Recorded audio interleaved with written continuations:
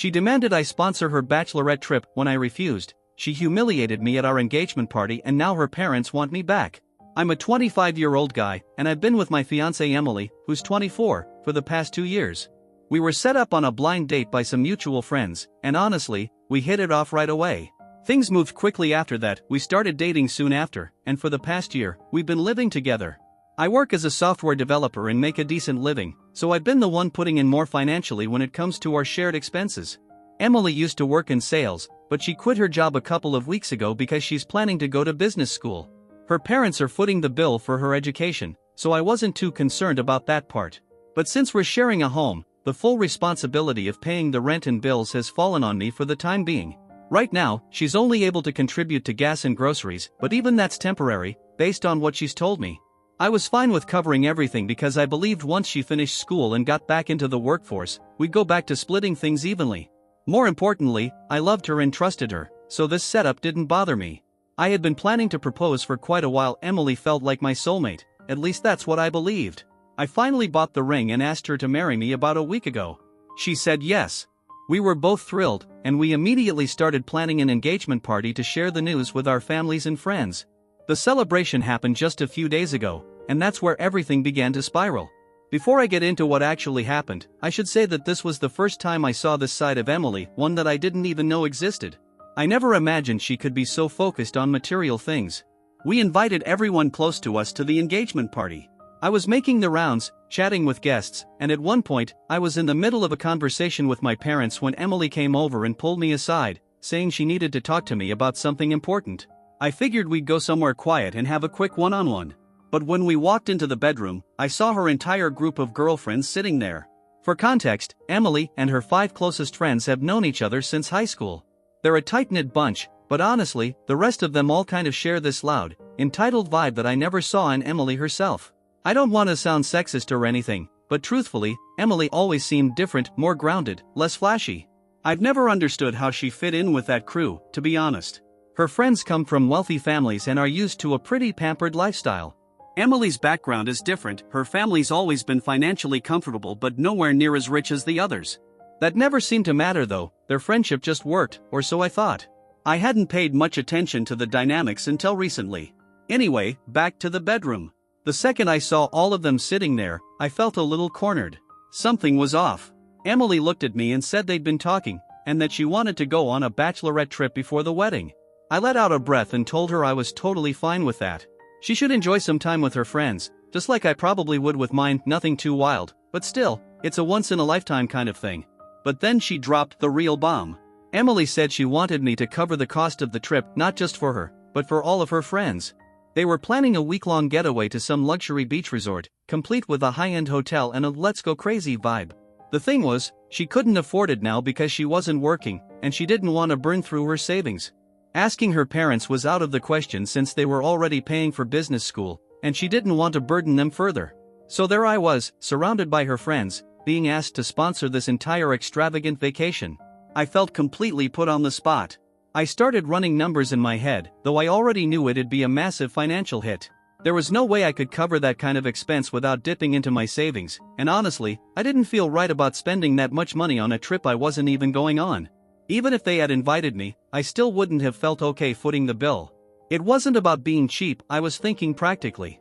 That kind of money could be important in the future, whether for emergencies or even just regular life stuff. So, as uncomfortable as it was, I told her I couldn't do it. I explained that it just didn't make sense to fund a lavish bachelorette trip for 6 people, especially with her not knowing how long it might take to pay me back. It would be messy, and I didn't want that kind of financial tension hanging over us right before getting married. Her reaction, and the reaction of her friends, caught me off guard. They all stared at me like I'd just kicked a puppy. Emily asked why she shouldn't go, and I calmly said she was more than welcome to take the trip, but I just wasn't going to be the one paying for it.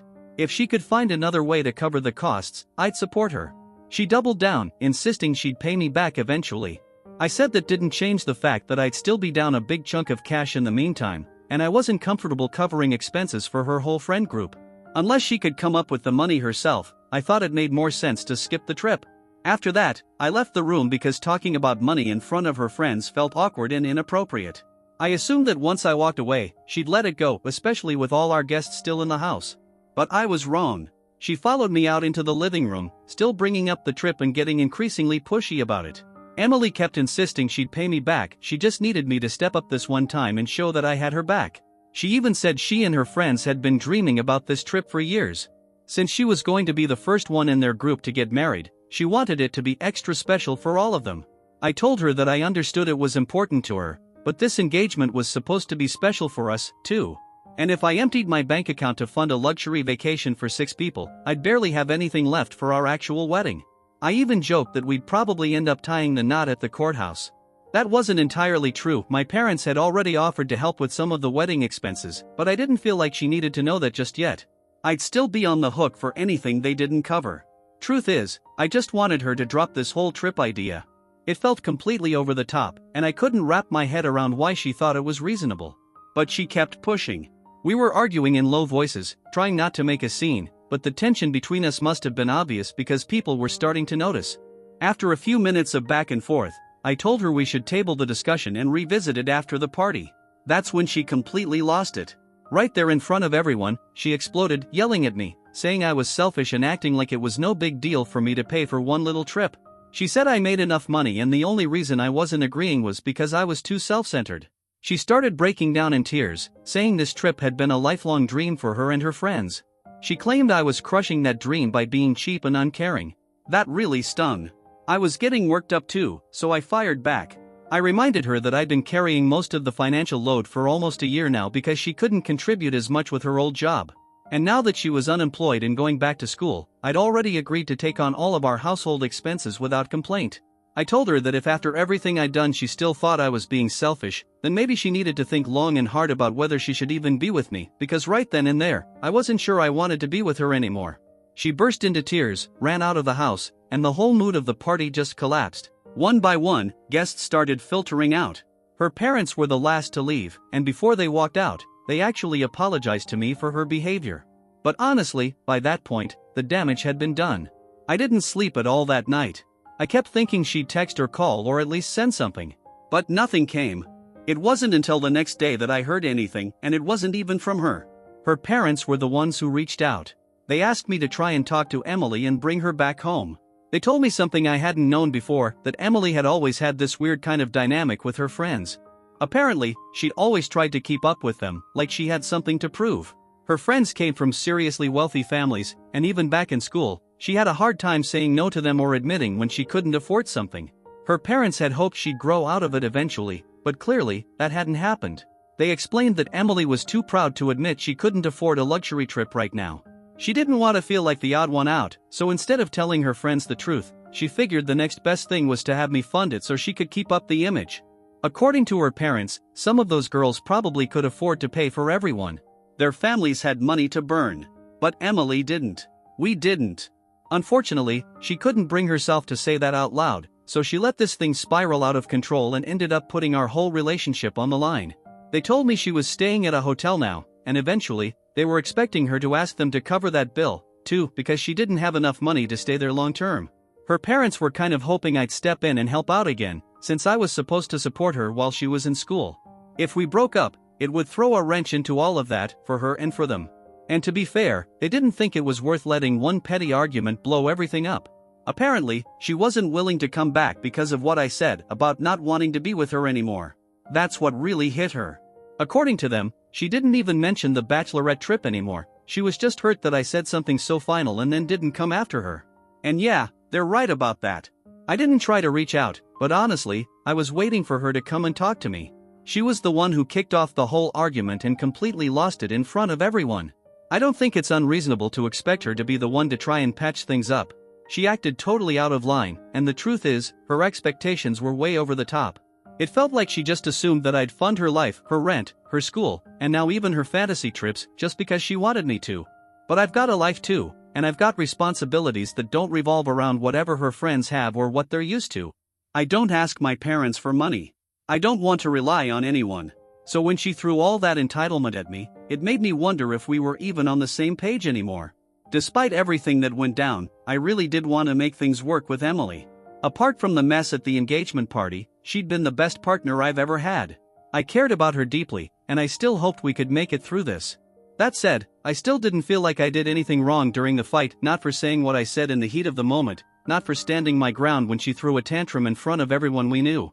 Update 1: I finally made the decision to reach out to Emily, not because I was looking to apologize or jump right back into the relationship, but because I needed clarity.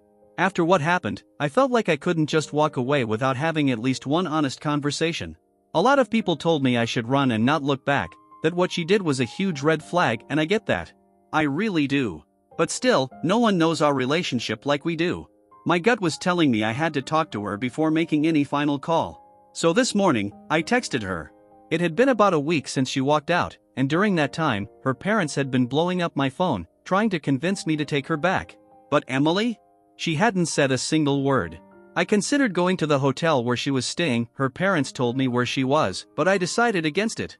That might have looked like a grand romantic gesture in the movies, but in real life, it might have just made things worse. If she was still angry, showing up uninvited could come off as desperate or even creepy. I didn't want to risk that. So I stuck with a text. A simple, classic, "We need to talk." She probably knew it wasn't going to be a light conversation. Emily and I have had our fair share of arguments over the past 2 years, but none of them ever led to something this serious. We always found our way back to each other within a day or two, especially since living together made ignoring each other impossible. This time, though, it was different. She left. She didn't reach out. I had to be the one to break the silence, and honestly, I was nervous. I didn't know if she was going to end things or twist the whole situation to make it seem like I was the one at fault. But deep down, I still hoped we could fix it, because no matter what, she was still the best relationship I'd ever had. Update 2: She finally responded. I wasn't expecting much, but her reply surprised me. She said she wanted to talk things out in person. More than that, she admitted to reading the post I'd made about the whole thing, and while she didn't love how she came across, she said she took full responsibility for her actions. I didn't think I'd ever hear her say that, so I'll admit it meant something. She said she didn't want to go into it all over the phone. She felt like a face-to-face conversation would be more respectful, and I agreed. We set up a lunch meeting for the next day. She offered to come down to my workplace and meet at a restaurant nearby so I wouldn't have to miss much work. That was thoughtful, and I appreciated it. Still, I had no clue how it would go. Her tone in the texts wasn't exactly warm, so I figured this could still end in a breakup. Her parents, who had been so persistent all week, suddenly stopped contacting me. I tried not to read too much into that, but it didn't feel like a good sign. Maybe they'd given up on trying to fix this, or maybe they just didn't care anymore. Either way, it made the situation feel even heavier. Even if we were heading toward the end, I believed we owed it to each other to sit down and have a real conversation. That party blow-up couldn't be the last memory of us together. We needed to talk, really talk, and figure out if there was anything worth salvaging. A part of me still thought we could work through it. I know a lot of folks said her behavior was unforgivable, and yeah, what she did was out of line, but I also know who she is without all that outside influence. Emily is a good person. She just got wrapped up in trying to impress the wrong people. It was the first time she'd ever acted that way, and I genuinely don't think she would have screamed at me like that if her friends hadn't gotten in her head. She let their shallow ideas steer her into something ridiculous, and yeah, she made a bad call, but that doesn't mean she's a bad partner. If anything, she made a mistake, one that spiraled out of control. I'm not blind to that. But I still believe we could have worked through it. We could have done couples counseling or something, anything to get us back on track. I don't like giving up on people, especially not someone I imagined a future with. Update 3: We met today. And unfortunately, it's over. I don't know why I let myself believe it would go any other way. I guess I still had some foolish hope that we'd figure it out. But we didn't. She gave me back the ring and said she'd come by in a few days to pick up the rest of her stuff. And honestly, she left everything, not just a few things here and there, but basically her whole life with me still in that apartment. I didn't ask where she was planning to stay. I'm sure she's got friends who'll take her in, or maybe her parents will help. I don't really know, and right now, I'm not sure I want to. It just sucks. Knowing we're not going to be together anymore. No more waking up next to her, no more sharing little everyday moments. It's a hard pill to swallow. I've never been someone who gives up easily on relationships, and this one was, without a doubt, the best I've ever had. So yeah, I'm heartbroken that it had to end like this. Our final conversation wasn't easy. Emily told me she had read the first post I made online, but she didn't read the updates. She said she already knew how the rest of it would go. More than that, she said reading the original post was painful enough. Seeing everything laid out like that, hearing how I felt in my own words, was a real wake-up call for her. She admitted it forced her to face some hard truths, that she'd been coasting through life without any real direction. That she wasn't doing anything meaningful, just going through the motions. She told me she doesn't want to lean on me or her parents anymore. She wants to take control of her life and actually build something for herself. Hearing her say that, it hit me. Because I'd always hoped she'd find that kind of strength. She also thanked me. Not just for what I'd done in the past, but for everything I was willing to do for her moving forward had things turned out differently. She admitted it felt awkward to say, but she wanted me to know she was truly grateful. I didn't really know what to say to that, so I just smiled. Looking back, I probably should have said something more, but in that moment, I was just trying to keep it together. Funny thing, her friends, the ones I always assumed were shallow and spoiled? Turns out I misjudged them. After the party, they were the ones who sat her down and told her she needed to make things right with me. They told her flat out that she was wrong for the way she acted and that if she really wanted the relationship to survive, she had to own up to it. They even acknowledged the financial gap between her and the rest of them and said they'd never judge her for not being able to keep up. They were willing to cover for her if she couldn't afford things, but they also told her it was time to stop turning everything into a pride issue. That she didn't need to keep trying so hard to fit in, especially not at this stage of her life. I've got to admit, I was shocked to hear that. I never expected them to be so self-aware, let alone supportive. Maybe I had them pegged all wrong. So yeah, the relationship is officially over. But at least we ended things on a respectful note. We hugged before parting ways, and even though I didn't cry in front of her, the moment I got back to the office, I had to excuse myself and hide out in the restroom for a while just to let it all out. I wasn't okay, and I'm still not. I don't know what the future holds. Maybe we'll cross paths again. Maybe we won't. But if we do find our way back to each other someday, I hope it's different. I hope by then we're both in better places, and if we get another shot, I hope to God we get it right.